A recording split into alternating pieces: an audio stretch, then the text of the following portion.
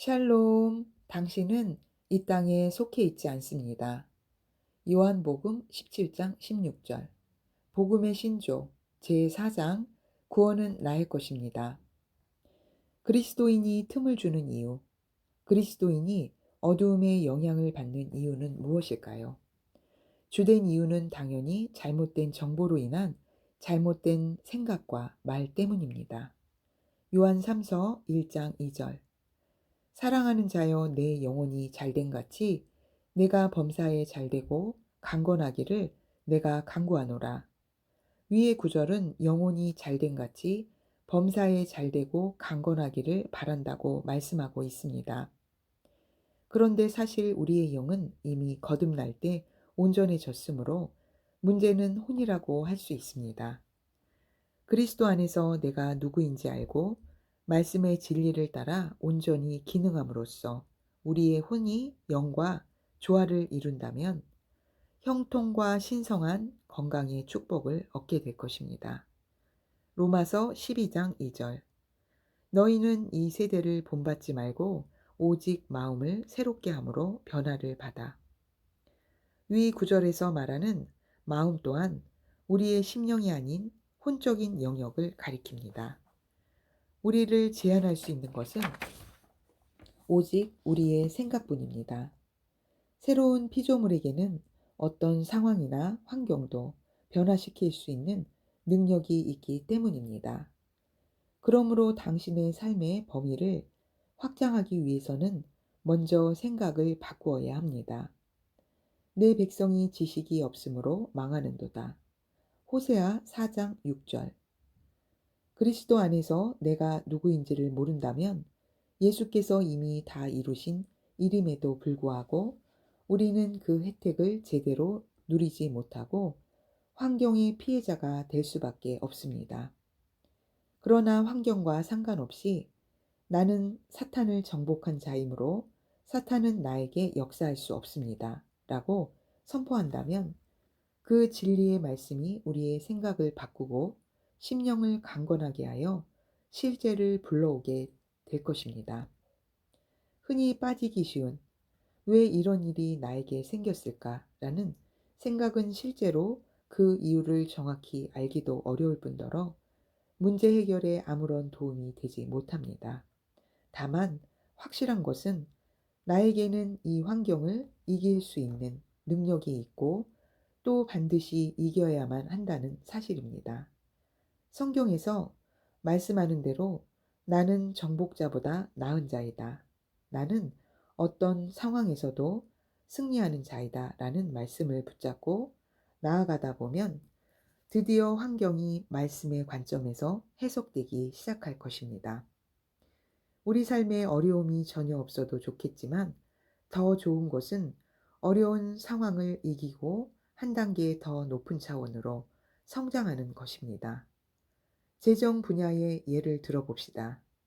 처음부터 부모님으로부터 많은 재산을 상속받는 것은 좋은 일이지만 그렇게 아무 어려움 없이 그저 누리기만 했던 사람이라면 갑자기 재정이 악화되는 상황이 발생할 경우 그러한 큰 도전에 대처할 믿음을 발휘하기가 어려울 것입니다.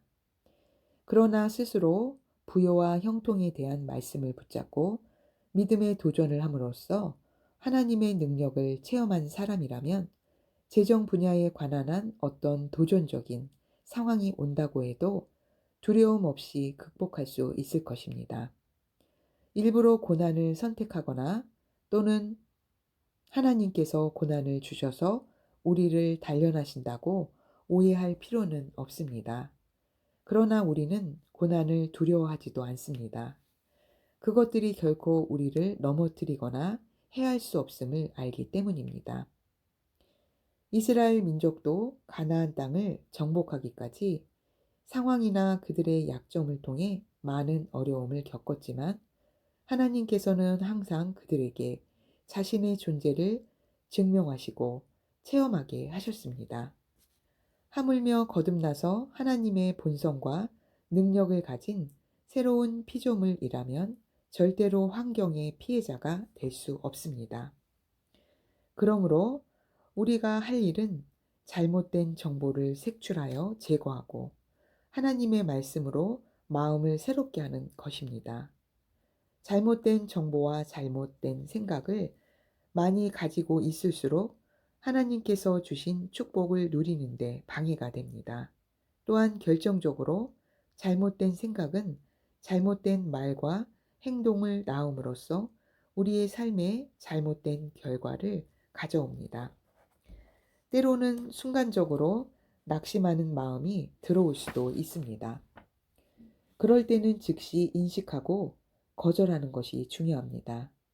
잘못된 생각이 떠오르는 것은 있을 수 있는 일이지만 그것을 실제로 말이나 행동으로 표출하는 것은 우리의 선택에 달려있기 때문입니다. 그렇게 매 순간 바른 것을 택하기를 훈련함과 동시에 근본적으로는 지속적으로 진리의 말씀을 먹음으로써 생각의 체질을 바꾸어야 합니다. 특히 정죄감은 우리가 거절해야 할 대표적인 잘못된 감정입니다. 내가 이런 일을 잘못했으니까 반드시 마귀가 역사할 거야 라는 생각을 버리십시오. 그것은 의인의 사고방식이 아닙니다. 하나님께서는 당신의 죄를 보지 않으시며 마귀 또한 그것을 가지고 당신을 정죄하거나 공격할 법적 권세를 가지고 있지 않습니다. 죄를 저질렀다면 하나님 앞에 회개하고 즉시 빠져나오십시오. 그 문제가 계속해서 당신을 붙잡아 두도록 허용하지 마십시오. 우리는 사탄의 모든 권세로부터 해방되었습니다. 구약에 빗대어 말하자면 우리는 이미 해방되어 가나안 땅으로 들어왔기 때문에 애굽이나 바로왕의 권세는 우리에게 아무런 영향을 미칠 수 없습니다. 우리는 흑암의 권세로부터 건진받아 하나님의 사랑의 아들의 나라로 옮겨졌습니다. 우리는 마귀에게 속한 자가 아니라 하나님께 속한 자입니다. 우리는 마귀와 아무런 상관이 없으며 그들은 나에게 역사할 아무런 근거도 가지고 있지 않습니다. 주님을 찬양합니다. 고백. 나는 내가 누구인지 압니다. 나는 하나님의 자녀입니다. 나는 예수님과 함께 공동 상속자입니다. 이 세상의 모든 것은 예수 이름에 복종해야 합니다. 나는 사탄을 이긴 자입니다. 예수님께서 나를 흑암의 나라에서 건져내셔서 사랑의 아들의 나라로 해방하셨습니다. 이제 마귀는 나와 상관없는 자입니다.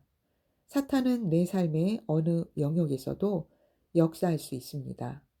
내 삶의 어느 영역에서든 사탄의 역사는 불법임을 선포합니다.